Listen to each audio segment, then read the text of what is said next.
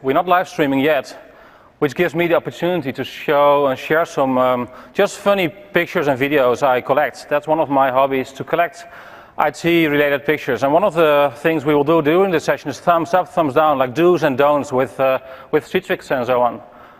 And especially with stuff in IT. So I picked up some pictures which are relevant do's and don'ts in IT. Like this one, unit testing versus integration testing. Not a good idea, right? Or this one, thumbs up, collect memories. I remember these ones, these DIM modules. Or this one. Makes sense, right? Or this one, very relevant these days, cybersecurity 101. In case of cyber attack, break glass and pull cables. Or this one, not sure who's responsible for this sort of data center, but there's, I think, some... data center looks like this. I don't know, some work to do over here. What about this one? Thumbs up? Makes sense, right? I like this one as well. This is probably handy for me.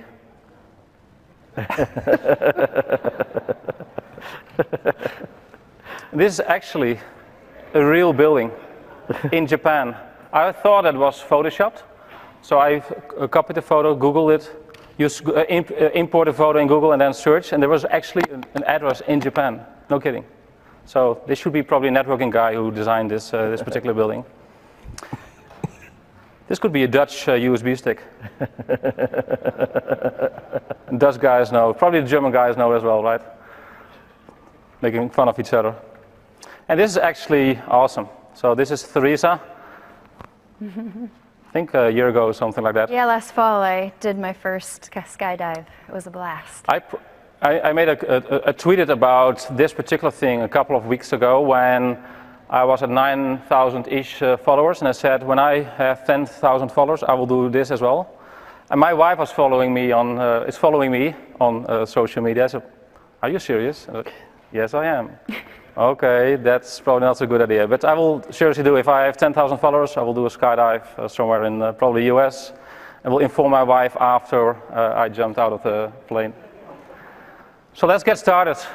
Be ready for what is coming.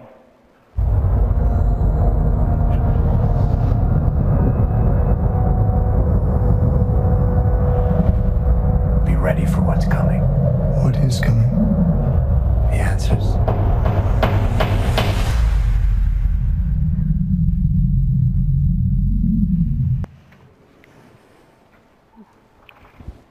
So welcome everyone. Hopefully you enjoyed those fun slides that Ruben helped put together. So who here are fantastic for fans? Anyone enjoy the movie? Excellent, and the comic books as well, right? So when I first put this presentation together, it really just started on the premise of choosing something that was kind of fun. But as the group and I started talking about this when we were submitting, we realized that it was much, much more than that. We were bringing together 4 people from around the world. We crossed 3 different continents. So we're bringing you perspectives that are not limited to any geographic area. We also picked 4 different, very specific themes to share with you, and we'll each touch on those as we move into the presentation. As a friendly reminder, we are looking for your feedback today, so make sure you do get in the mobile app and provide your feedback after the presentation. So, with that, are you ready to get started? Oh yeah! All right, so my name is THERESA Miller, and what we decided to do here was just share some of the fun things, more personal things about us with you to kick things off. So in terms of the actual presentation, today my superpower is going to be related to native versus third-party tools, so when we get to that section, that's what I'll cover. From a personal perspective, you learned I did go skydiving last fall. Unlike Ruben, whose wife follows him on social media, my husband does not. So I went skydiving in Vegas last fall and told him when I got home. You have a normal conversation, probably. Because he was not in favor of it. So I went and did it. Also, I live in the Midwest, and I happen to really like flowers. I'm not truly a gardener by nature, but I did take on the challenge of trying to grow roses in a climate that's very harsh. I have succeeded. That is actually one of the roses I have grown. I do enjoy a good latte or tea, and also when I have some spare time, I get out on my ATV. Awesome. Steve, it's you. Hi, I'm Steve Greenberg. Most important thing to me is family. I've got 5 siblings. We're very close, my wife and kids. And secondly, that's most important to me is my team I work with at Thin Client Computing are all partners. It's a great career. It's always a lot of fun, and working in the Citrix environment and being an architect and working as a partner is just a great experience. Personally, I also do martial arts and sword. I'm a musician and spend a lot of time with the community as a Citrix CTP and also an Atlantis expert. What's your superpower? My superpower is success in projects by understanding the end users and the business. The point being, technical is great, and I'm very technical, but it only matters when you really understand what you're trying to achieve. Hi, my name is Aaron Parker. I'm a solution architect for a company called Incentra. I'm based in Melbourne, Australia. This is my family here. I've got a daughter who's 5-year-old and quite a bit of a handful, I must say. She and I enjoy going swimming together, so it's our local swimming, our local pool that we go swim at. And I'm from Australia, so of course I like Vegemite. It's wonderful stuff. Have you tried it? Little known fact, we smear this on our children so that they don't get taken by dingoes on their way to school riding kangaroos. My superpower is the cloud, and this is actually kind of true. I think I used to work with Ruben at Atlantis Computing. That changed sort of about 12 months ago, and since then, working in Incentra, I've been pretty much purely working with cloud product. Cool. My superpower is Win 10. As you can see, I'm from Holland. If you look at this beautiful picture of the tulip fields. I like great steaks. I like military aircraft, like this one. And also I like to, well, hobby and IT is for me the same. If it's on stage or if it's in my home lab, that's my hobby, simply said. So thanks, welcome everyone, and really a pleasure to host you and to inform you about our 4 superpowers. So that's the actual goal. Talk about the do's and don'ts, the good and the bad, in the context of these 4 superpowers. That's why it's Fantastic 4. We have these 4 themes: cloud, Win 10, native third-party tools, and users, business projects, and consulting. Maybe you thought like, hey, this is like the uber deep dive session like Dan Feller or Remco or Helga can provide. We can provide that, but we took a different approach. We said, let's not do that route, but go to the more like project, like starting point. You don't start with registry keys and sizing and these kind of things. So that's why we have a different approach, and hopefully you'll enjoy that and like that as well. Let's start with the first one, Aaron. Thanks. So who can give me a definition or the definition of what the cloud is? Maybe that's a rhetorical question. I think if I did talk to every one of you, I'd probably get about 25 different definitions.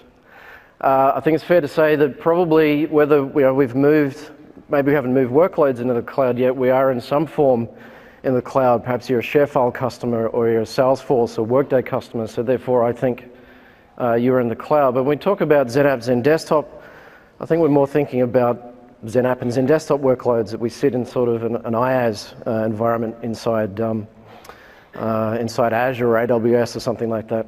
So in my role, I get to talk to customers that are moving to the cloud. Incentra is a big part of our business is moving customers to Office 365, moving XenApp and XenDesktop workloads into Azure and things like that as well.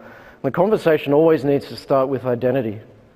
So we're moving applications that we used to like to hold on to, that sit inside our data centers that we go in and give a nice hug to every day.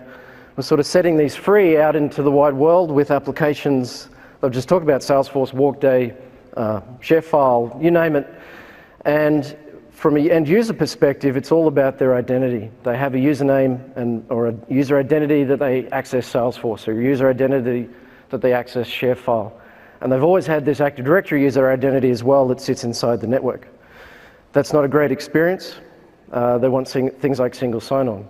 From an IT perspective too, if you are providing users access to these resources, you want to be able to ensure that you can manage them from one place.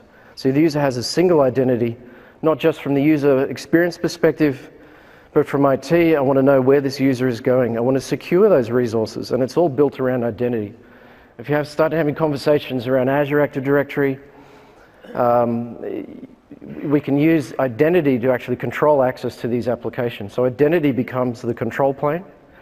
Identity now becomes the firewall because this stuff doesn't sit inside our network, it sits outside the network.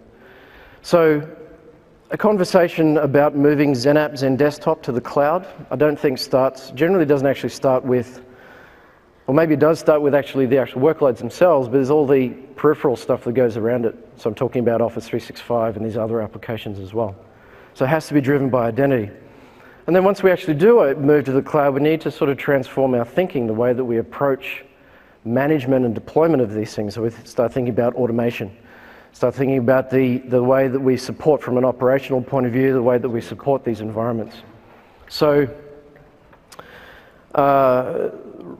resources, the compute that we put in these environments, we can't manage it in the same way that we have done inside a data center where we have huge amounts of resources available to us.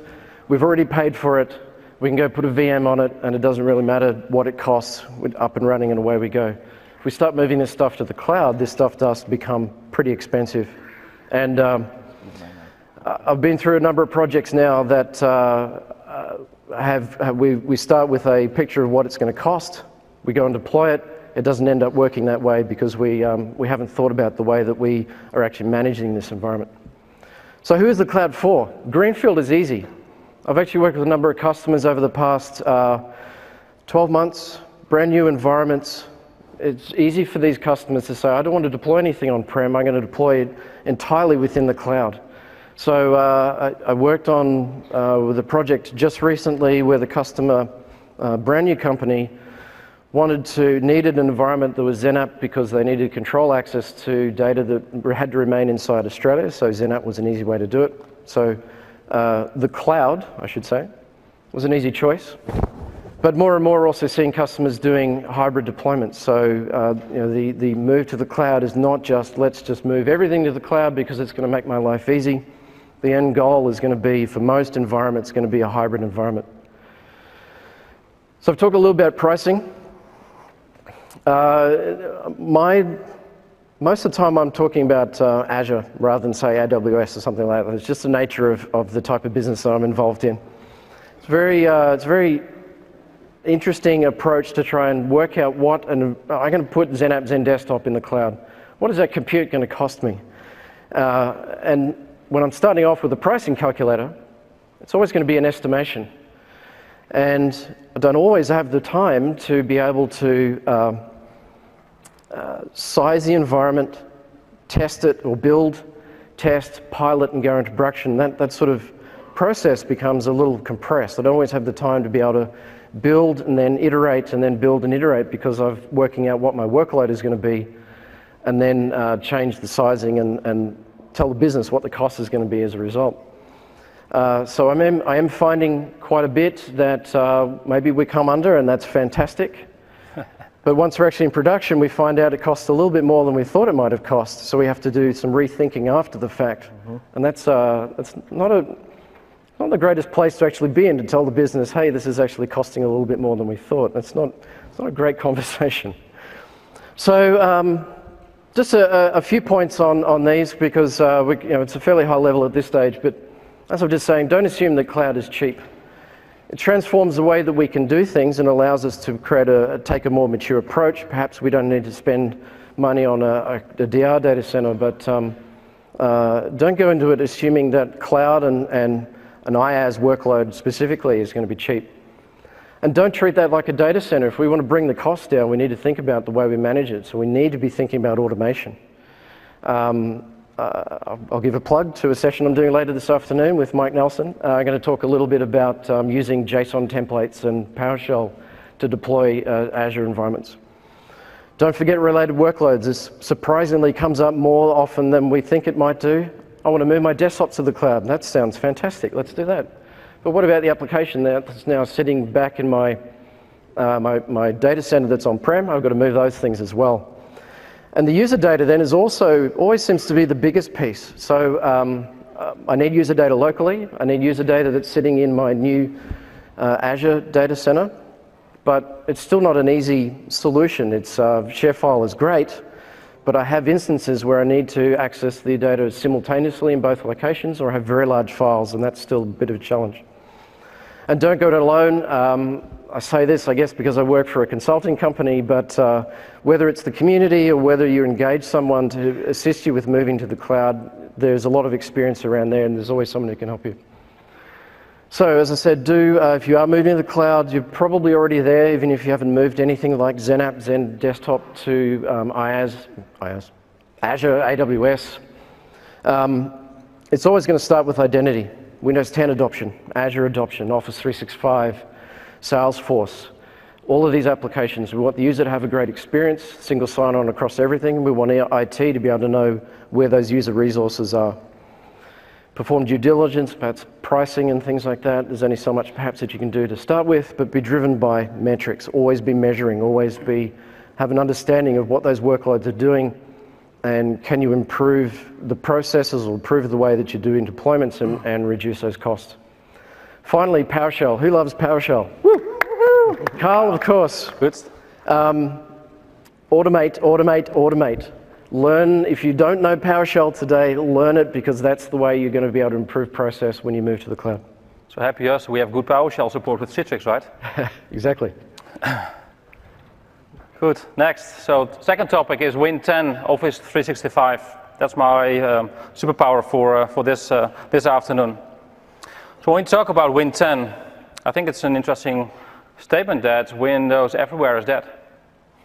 Period. Is that true? What do you think? Who has a Windows phone in his pocket? See? That's what I mean.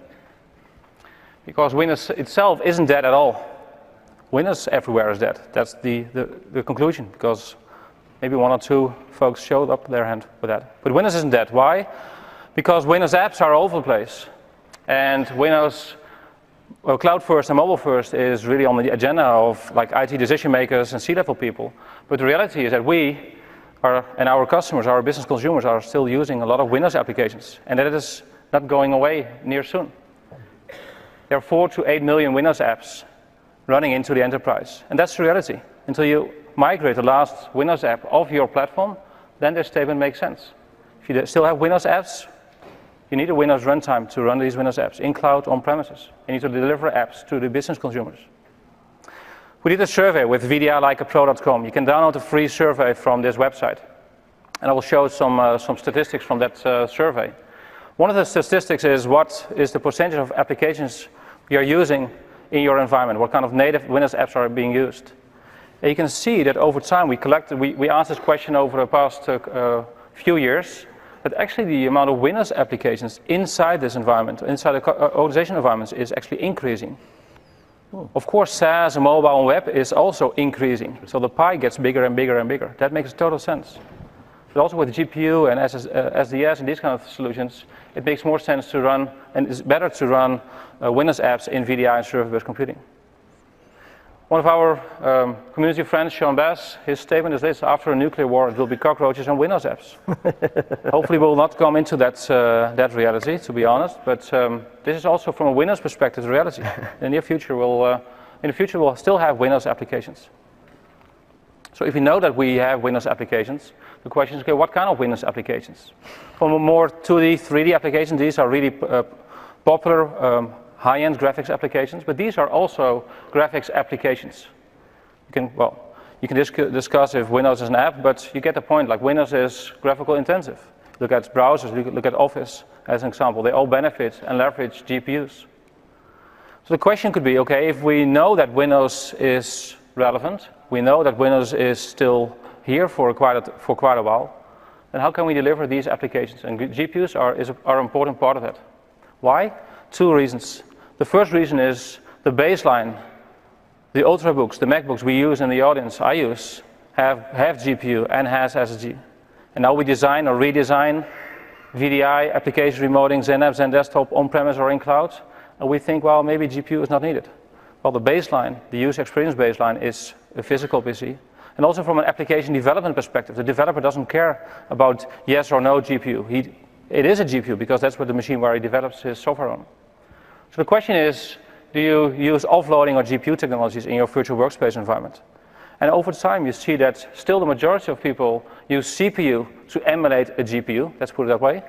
But also more people see the benefit of GPUs, not only for high-end graphics applications, but also for well, Office and Windows and browsers and so on. And especially with Windows 10, this makes a ton of more sense. And especially with the new developments around remoting protocols, it makes a ton of more sense to have GPUs. So 2 slides around don'ts and do's. Don't assume Windows migration is the same as Windows 7. Time has changed. Because Windows 10 will update, maybe you get like a quote, new Windows version twice a year. So the same tools you used in the Windows XP days, well, evaluate if these tools still applies for the new era, like Windows 10 era. If you think that Windows as a service solves all the pain, get new versions of Windows every half year or more, and automatically updated by Microsoft. For a lot of enterprises I see in the field, this is a huge pain point. And plan for 4 years upgrade cycles is Win 7 and Windows XP mindset, not a Windows 10 mindset. And assuming Office 365 will successfully by design work in VDI and SOC, it doesn't. Especially in a stateless environment, there are huge challenges with OneDrive for Business and Skype for Business in particular. If you want to know more about that, happy to talk about it, but just remember this and investigate. Just search online, search on Twitter or social media, what is the issue? And you will find issues along the line for sure. And understand what the impact is, resource impact is of Win 10. 20%, 30% more resources needed. What's the impact for a GPU? What's the impact from a storage perspective? How can you optimize that? You can find this kind of information on VDI like a pro as well. But on the other side, thumbs up to a benefit from Win 10 awesomeness. I think times has changed from Win Vista and 8 to Win 10. A lot of people who are using Win 10 are really happy with Win 10. That's my experience myself as well, and with my community friends as well. And I see that Microsoft is the new Apple. People are really enthusiastic about Apple a couple of years ago, are turning into like awesome users of Surface Book and Surface Pros as an example, is what I see. Also in the news, the buzz around Apple is getting more critical, let's put it that way, and Microsoft more thumbs up. That's what I mean with this particular one. I covered GPUs, also spend time investigate what a proper profile management solution is. Good advice. And understand the language of current branch for business, and a long-term servicing branch, because that is what you will pick up with Win 10. Microsoft will change these names, likely, that's what I picked up a little bit, but understand what the impact is for applications, for user profiles, for data, for your tools, for your process in your organization. If you don't know what this means for you, don't start with a Windows 10 deployment, physical or virtual in your environment. So these are the 2 first topics, cloud, Win 10. I covered a little bit around Office 365. Let's go with native tools and third-party tools with THERESA. Here you go. Good job. All right, so I'm going to talk a little bit about native and third-party tools. Being upfront, this is not going to be something where I'm going to be rattling off vendors or anything of that sort. This is more about the approach that you need to be taking and thinking about using as you're trying to improve different aspects of your environment. So it should be about improving the user experience. So if you take, for example, a customer that decided to use existing hardware for their XenDesktop deployment and really didn't do the research up front, I would expect that they would come out of that project in a way that was probably one that there were some performance issues. And so what's important when you start looking at native versus third party is you take a look at your environment. So in that example that I mentioned, I'm going to just say basic Office, some Adobe, the use case was pretty light and minimal. So in that case, you may find that profile management would improve the performance. But if you take a case where an organization is using very graphically intensive applications on Zen Desktop, the answer to that question could be totally different. It could be a completely new infrastructure that you're budgeting for. So when do you evaluate third-party tools? Well, I think for one, monitoring is definitely one of those areas where, you know, sometimes I think we get what we need out of the native tool sets, but the larger your environment is, that changes and you want something more. And so Citrix definitely has some options. They have the Director and they have Smart Check coming, but it still may not be enough for you. So be willing to look past that and see what else is out there. Automation, this has come up a couple of times, and I have a little bit of a different perspective on it. I am definitely all about PowerShell. But if you are automating something with PowerShell that will stay with you as you upgrade to Windows 10, for example, do you want to be rewriting the PowerShell scripts? If you can find a third-party tool that's supported and upgraded, even when people leave your organization, there may be some value at looking at a third-party tool for that. Now, again, I'm a huge PowerShell fan too, but there are cases where it is just better off to have that support and that upgradability model in place for you. Performance, I did touch on this slightly already. Again, it's completely use case dependent. You make sure you take a look at what your organization needs from your virtual deployment. And like I mentioned before, it could be a complete infrastructure overhaul that becomes part of your next budget cycle. Analytics also become important, especially with the larger organizations, but even with the smaller ones.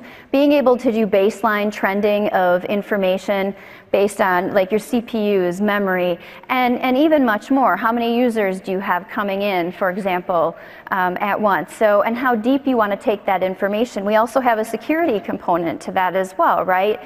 Third-party tools might help you detect intruders as well. So definitely a place to evaluate. And then ultimately it goes back to that user experience. If you deploy something and that user experience isn't being met, it's time to start looking at and researching your options. So definitely take the time to do your homework. Don't just go out there and say, hey, that looks like a great tool. I'm going to go ahead and buy it. What I'm asking you to do is do your due diligence. Schedule a POC, get some demos, see how it works in your environment. So here's my do list. So of course I want you to use native tools whenever possible. I don't want you going out and spending money when you don't need to, but it's not always going to meet your needs. So that comes down to the knowing your environment, right? If you're not getting what you need, leverage your knowledge and your monitoring tools, and then make some great decisions about how third-party tools can improve that overall performance. And then I did just include a few examples here as possibilities for what you may need to test before you deploy it. And this is where my don'ts start. Don't assume that something's going to work. I know I've walked into organizations that have bought third-party tools. They never deployed them and then they assumed that it would work. They didn't test it. They didn't try it. And so you don't want to be in this particular situation. So don't buy third-party tools to just buy third-party tools. Another example I could share with you is Disney World. Who's been to Disney World? And when you go to Disney World, you get in this magical, like, Disney space, right? Like, you just want to buy everything Mickey, okay? And then you come home, and you're like, I don't know what to do with this. And it goes in a box, or it goes over to, it gets donated. And so when it comes to those third-party tools, don't let that Disney World effect settle in. Again, take the time to research. So don't assume that all products are created equal.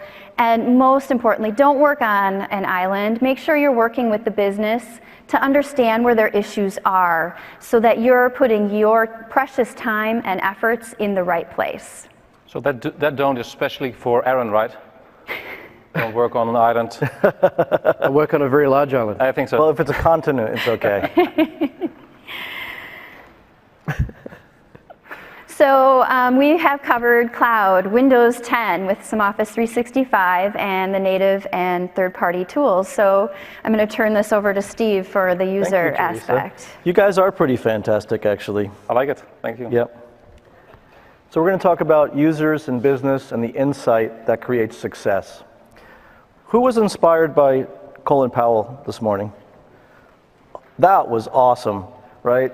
This incredible man involved in incredible world events distilled down the essence of really his greatness. He was humble about it as human element, as human interactions. And that really inspired me today to communicate a certain message to you. But I am going to start with the don't. And it goes back to before I even was in IT. In 1959, my grandfather started a company in America that manufactured things. It had factories in the southeastern USA, and a sales office in New York City that my father ran. And for 25 years, the business did great. It became a public corporation until the world changed and globalization kicked in. And it didn't really work anymore. Things were going down. I was coming of age, and I went to work in the business and tried to help make things better. I was a young, enthusiastic guy. Let's upgrade that crazy old giant computer. You're still enthusiastic, and Yeah. You still had hair then too? What's that? You still had your hair then too? I did. I had a lot of hair. It was long. We upgraded the hardware of the centralized IBM computer. That was awesome. Things ran faster. Reports were better. So let's go out and buy some great software. Let's do that. Buy some software. And it didn't work out that well. The company was going to fail anyway. There was really no way to continue. But it was a lesson before I even started in IT that just putting software, just putting a solution out there wasn't going to be the answer. And as technical as I am, and I'm known for designing and building large environments with redundancy and great results, my number one thing to you, inspired by Colin Powell, is the secret of that technical success is to know the user and to understand the business, and it comes down to that. You can translate any need or any desire into a technical solution, but if you start with the tools, you don't know why you're doing it. This is a picture worth many thousands of words. It says it all. Everything that I'm about to say to you is in this picture. Some group of architects and people that funded it, maybe a public city commission, decided on a design for a park. They did all the right brickwork and codes and master design. They had the people flow worked out. Yet when people came into the park, that's how they used it. Now, even if they had gone to those people and showed them the plans to the park, which they probably did, the people would have said, that path looks great. The only way to know how the user is going to use this is to say, let's have lunch together in the park. Let's take a walk. Let me observe what you do. And as you come up to the intersection, they make a left. And they take a shortcut. Of course they're going to take the shorter path. So I'm going to recommend all of you to become an undercover end user agent. This is a methodology I designed over the years to infiltrate the organization and uncover the real requirements and the real needs and what will make it awesome for the organization. Not IT saying, I have these solutions, which one would you like? So a couple of overviews to take away. Always be friendly and make personal connections. I see too many IT people show up at a business meeting. Yep. Got your requirements? You don't even know what apps you're using. End users. But make your observations silently. Become one of them. Jump off into the organization. You're friends with Bob. Ask him who really knows about manufacturing. Who's the best doctor that really is tech savvy? Could you introduce me to him? Let me go out and meet him. And be bilingual. Talk to people in their language. Learn something about healthcare or manufacturing or pharmaceuticals and ask them questions. Learn a new language, like Dutch. New language, like Dutch. I'd love to learn Nederlands Dutch. praten met jou, je verstaat er niks van. Thank you. Okay. I don't know what I just agreed to. I speak Dutch. Do you have any stripwaffle? No. So I'm going to open source my secret method to success to you today. It's 3 steps, and this is it, and you can have it, and you can call me, and you can email me, and we'll talk about it at length. I do 3 things. I locate people in an organization who are critical to the processes, to the goals, to the productivity, and I introduce myself and I disarm. The first thing I say is, basically, I'm a total nerd. I work in IT and data centers and virtualization. I know all that stuff, but I don't know anything about manufacturing, accounting, human resources. would you spend some time with me and teach me about what you do? I'd really like to learn. If you approach people that way, they open up, they get excited. So normally I'll go to an office or a cubicle. That's great, I'll sit with you Monday at 9:30. Sit down, and again, I'm not going to talk tech. I'm going to be taking notes and calculations. I'm looking at login times, I'm looking at procedures, I'm looking at what they're trying to accomplish, and then I just start to get to know them. This sounds silly, but I'm telling you this for a reason, because it makes a huge difference. Oh, I see you have a son that plays football. And you get them dialoguing and talking and watch what they're doing. Hey, while we're doing this, can you go through your job, show me some things? Then after you've established a relationship and some rapport, you start to say, do you have any problems? Is there anything that you're doing that causes issues? Can you show them to me? And they'll say, yeah, the TPS report. I have to take it out of this folder, and then I go onto the file server, and I put it over here, and then I put it on the L drive. Oh, really? Why is that? Oh, we've always used the L drive ever since Bob was in IT. That's great. You don't say anything, but you just notice you took the folder from one place, put it into the same place, and moved it back to the same place. But you just smile and say, we've got workflow problems. Make a note, right? Now, the other thing I've designed, because I tried for a long time, I tried to ask, how would you like to use an iPad? Or what if I could give you remote access? Or what if I could make it cloud-based? And I learned to just say, after you're friends with them and you learned what they do, hey, if I could give you a magic wand, what would your job be like? What would you want to do? And they just start telling you amazing things, 99.9% of which you have tools for.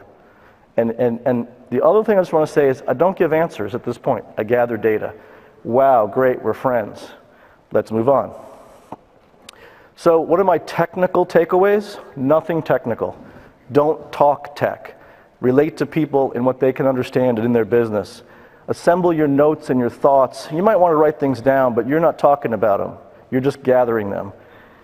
Translate these to technical requirements. The business, the user's desire, the innovation, what will drive this organization forward comes first, and then you turn that into tech. And then a couple of other things from experience is share this knowledge with the IT people. So I'm a consultant, so I'm not normally working there full time, but I'll be there a lot, get to know people and say, hey, did you know the business is starting to open up a branch in North Dakota and they're going to be doing oil exploration? And you get them interested in the business and finding out what's going on.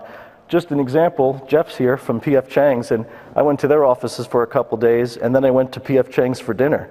And all of a sudden I'm paying attention. How are they doing the bill? What's the system? What's the input? I was pretty impressed, by the way. And further, foster a culture of interaction. IT needs to retool. We need to stop. We've been asked to do too much with too little, with not enough budget to accomplish anything the organization wants, and IT gets defensive. We have great tools. We have Citrix, Workspace transformation, digital transformation. Let's turn this around and go out and solve huge problems, most of which you can do today with the tools you have. So we've covered these 4 topics. Yep. So cloud, Win 10, Office 365, native and third-party tools. It's all about me, and me is not Steve or Theresa, Aaron or Ruben, but about the business consumers, is how I call them. Hopefully these 4 themes were fantastic and fits right in the in the area where you're active in the end-user computing space. I think these, if I look at that from an audience perspective, hopefully these topics relate with what you do in the field. It's good to sometimes step back and read different things besides of a new IT guide or a new author book. So we collected some books. So we asked each other, okay, what kind of books do you read? What kind of books do you like?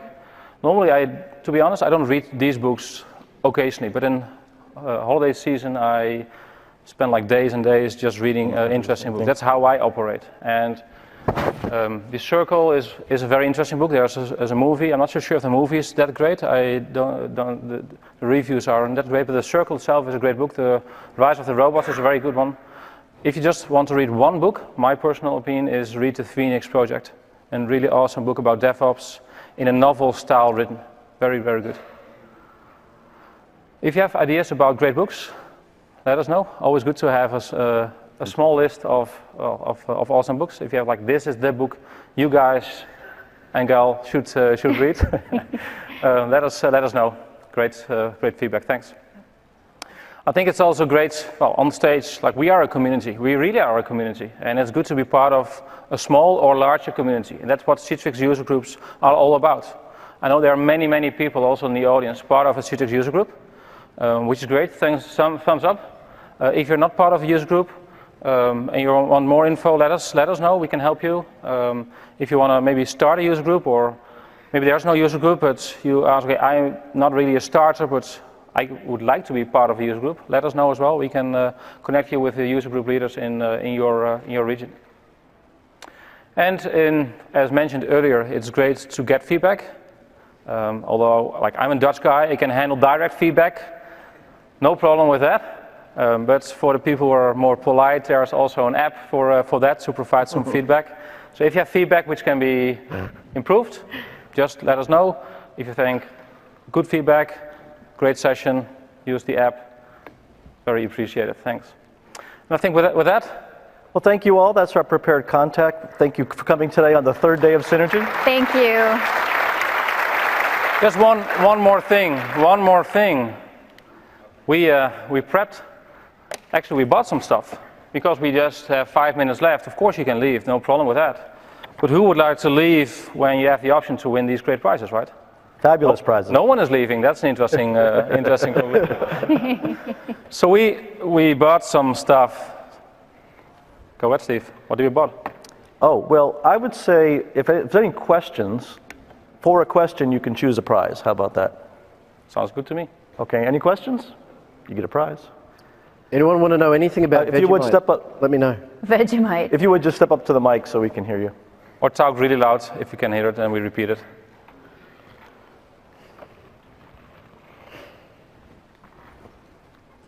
Well, talking about third-party tools, and you say go out and investigate, what is the first tool you recommend to investigate? For me, it's usually monitoring. I would take a look at monitoring and make sure you're getting what you need. And that's a section of third-party tools, but one in particular? Relating to... So as I mentioned before, I'm going to refrain from placing any judgment toward specific products for this session. But feel free to reach out to me offline. My information is up here, and we could talk. And come pick out a gift. Well, it's my birthday, so... Okay. Oh, happy well, here you birthday. go. Well, then you can pick from any of them. What would you like? Okay, good choice. All right, thank you. Next, sir. Steve, I've got a question for you. You were talking about how, not I want to say interviewing, but gathering that information from the end user community. You made the comment about 99% of what they probably want is capable. What's your recommendation on how to deal with totally unreasonable requests? Well, give me an example, then it's easier to deal with. Real world is okay. You're asking for a friend. I want thin clients on 500 desks, and they all need to have 6 monitors. Buy another machine and connect 6 monitors and skip the thin clients. Honestly, my first gut response, I've been doing this a long time, well in excess of 20 years, is just to be truthful and try not to have the annoyed IT attitude guy, because I did for years. I had to work on it, and just say, honestly, that's really not possible. These are what the devices are capable of. Here's a couple of examples, so information sharing. And maybe, as you alluded to, if you really want 6, show what it would take. So always say yes is maybe a good general principle. You want 6 monitors? Great. It's a $17,500 workstation setup. Would you like me to get you some? How's that? Pick out a prize. Yeah. You got a Pop, Iron Man? I don't know, are these socks? Star Wars socks. Star Wars socks. That's pretty cool. All right. The socks will fit. The socks will fit. Hello, good evening. Hi. It's good information about the focus on the user, not in the technology. Before, you say, are you a hardware guy or a software guy? No, I am a human guy. Because when you focus on the human, when you focus on the users, you can approach more the needs. If you know the technology, it's good a gift to be easy to know the technology. But if you know the user and can easy the technology, it's better to. Yeah, that's perfectly said. I couldn't say it better. Yes. Thank you. Pick something out. You deserve something nice. What would you like? Pac-Man mug yeah. or socks? Okay, we got a socks guy. Thanks for the question. Thank you. Anything else? Great, Yeah, over there, the final one. Oh, sorry. Couldn't see you. Been waiting here for a while. Oh, no. Hey guys, I have a general question about cloud. I'm with a small, very small, but pretty successful financial company, and we have no data in the cloud. We have nothing in the cloud, right? Do you see any future for companies like that? And if you don't, when you think will be the time for us to start exploring cloud? Good question. So do you mean a small company with limited budget? We actually almost have unlimited IT budget, but we're just not allowed to have any data in the cloud. Oh, okay. And sometimes it gets challenging with, with Citrix in particular, because there are just certain features that just much easier to. Yeah, I think there's a certain level of 1 minute left. people afraid of what the cloud means. I think they assume that if something's in the cloud, it's unsecure. There are ways to secure that data, and I think starting with identity is the place to be. Being very Microsoft focused, I would have a conversation about Azure Active Directory and the types of things that you can do with that. Yeah, that's a difficult question, I think, because it's not just a technical question that you're trying to solve first. It's a business perception that is it secure. I don't know. Maybe you have to stay on. There will be a time where we will not be able to perform the same functions we perform without going to the cloud. So that again. Do you think at some point we will basically have to move to the cloud? Like, do you think Yeah. Microsoft or Cisco will? Well, this is where Microsoft wants everyone to go, isn't it? That's the way that they remunerate their salespeople is on Azure, Microsoft DMS, Office 365. I think as more and more, it will become a little bit more difficult. But I think that day is a very long way off. Can I add a comment? Because I'm going to steal this into my power. Yeah. Because I think if you quantify what you need, talk to the business and the users, and turn them into concrete goals and requirements, and do the kind of analysis you talked about. You said cloud isn't necessarily cheap. Look at, just map them out. Do it as a rational analysis. I think you'll find it'll answer itself. It's not an all or nothing either. It's as I said, it's this assumption that if I move everything in the cloud, suddenly it's unsecure. And surely like the amount of money that Microsoft spends on security and these billions of dollars in budget that they spend on security. I need to cut it off. I think there are other people waiting as well. But it's good to have these questions. We'll be here. I need to go have another session in 10 minutes. To be honest. There's a question here. Just come over here and ask a question. If anyone else have questions, other colleagues, friends will stick around for a couple of minutes. Thank you, guys. Thank you, everyone.